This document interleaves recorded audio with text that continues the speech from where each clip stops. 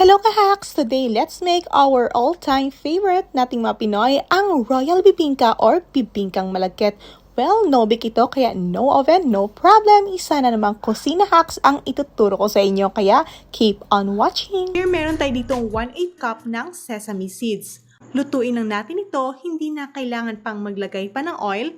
I-roast lang natin ito sa ating pan for about 2 to 3 minutes.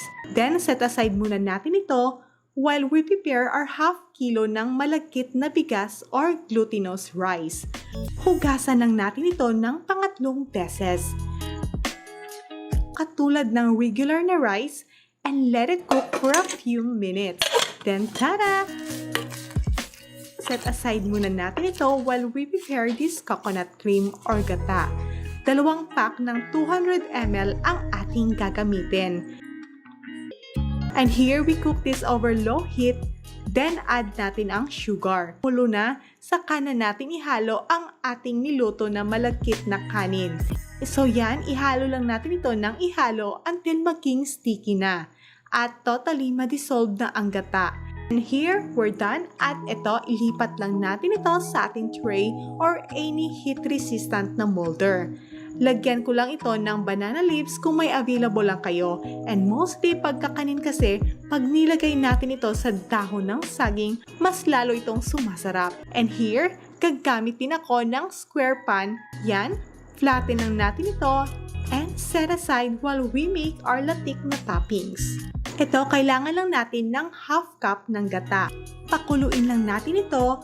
Then also, we need half cup ng brown sugar. And here, I'm using muscovado at add lang tayo ng half teaspoon ng salt. Then, let it cook until maging sticky na ang consistency nito. Yan, ilagay na natin ito as toppings and just spread it over sa ating tray. At dito sa isa pa nating molder. And here, ilagay na din natin ang ating niluto na sesame seeds kanina. Then, just spread it over sa top and we're done. Improvise lang ating gagamitin. Ito dito sa ating kawali, lagyan lang natin ito ng wire rack. Then, cover ito and let it cook over low heat for about 8 to 10 minutes. But eventually guys, luto na ito, so optional lamang ito. And also, pag may oven kayo, you can bake this 150 degree for 15 minutes. And here's for our no-bake sa kawali. Yan mga sis, medyo mainit pa ito. At itong sa ating tray yan, slice lang natin ito into your desired na cut. And here's for our first slice. Yan talaga namang itsura pa lang nakakagutom na. Swak na swak itong pang merienda mga besh. Akala mo mahirap pero ang dali lang palang lutuin ito. At kahit wala kang oven, ay pwedeng-pwede ka nang makakaluto ng paborito mong malagkit rice.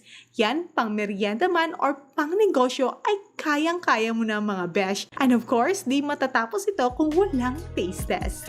Ito, ginawa ko ito for personal consumption lamang dahil merienda time din naman, kaya saktong-sakto itong pampares sa ating kape. At itong mga besh, sobrang lambot pa at kanina pa ako naglalaway dito. And I really can't wait to try this one.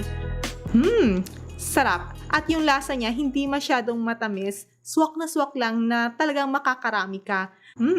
And it's really worth trying.